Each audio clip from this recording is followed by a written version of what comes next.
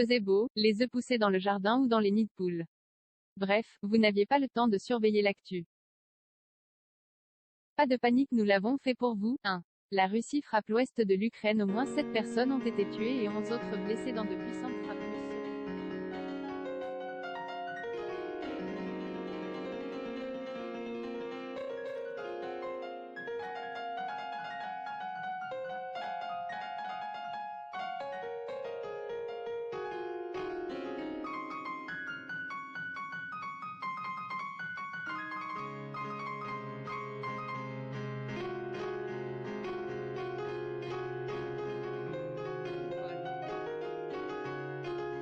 L'info en plus, le week-end a été ponctué par la diffusion de vidéos de prisonniers.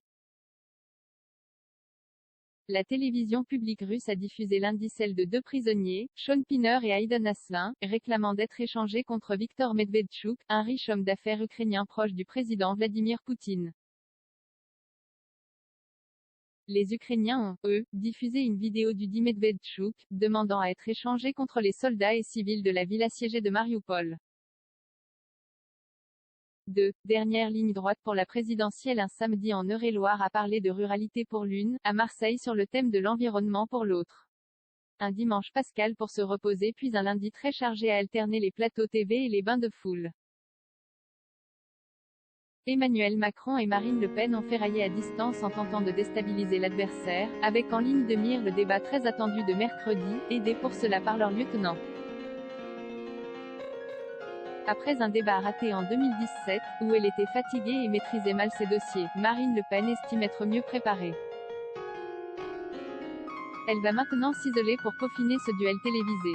Je vais travailler mon débat chez moi de manière tout à fait normale comme je prépare l'ensemble des émissions, a-t-elle dit sur France Bleu Normandie.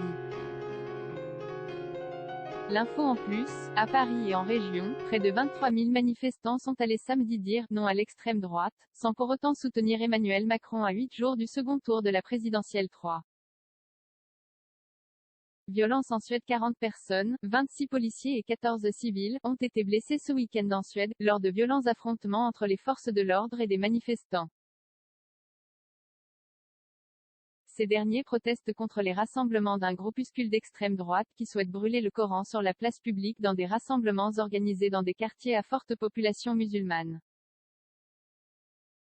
À Malmö, où le leader du mouvement Rasmus Paludan, condamné au Danemark pour injures racistes, a brûlé le livre sacré samedi, la nuit de dimanche à lundi a été agitée, comme la veille, avec notamment un départ de feu dans une école. 4. Un classique raté. Le PSG a fait un grand pas vers le titre de champion de France de Ligue 1 en battant l'OM 2-1 au Parc des Princes dimanche soir. Le match, particulièrement peu spectaculaire, a été marqué par un pénalty très litigieux accordé à Paris et des erreurs des 2 gardiens. Mbappé et Neymar ont marqué côté Paris, contre Caleta-Car sur corner pour les Marseillais. Avec 10 tirs seulement au total, on n'est pas loin du pire classico de l'histoire. 5. Une classique réussie. Dylan Van Baarle a remporté dimanche Paris-Roubaix et donné sa première victoire dans l'arène des classiques à Ineos, l'équipe la plus riche du peloton. Le Néerlandais a couru la classique à une allure record. 2 semaines après sa deuxième place du Tour des Flandres, il a dominé les favoris, le champion de Belgique Wout van Aert, 2e, et le Suisse Stefan Küng, 3e, résigné à se disputer la deuxième place à 1 minute 47 secondes. Le résultat a récompensé l'esprit offensif de ces hommes, qui ont attaqué à 210 km de l'arrivée.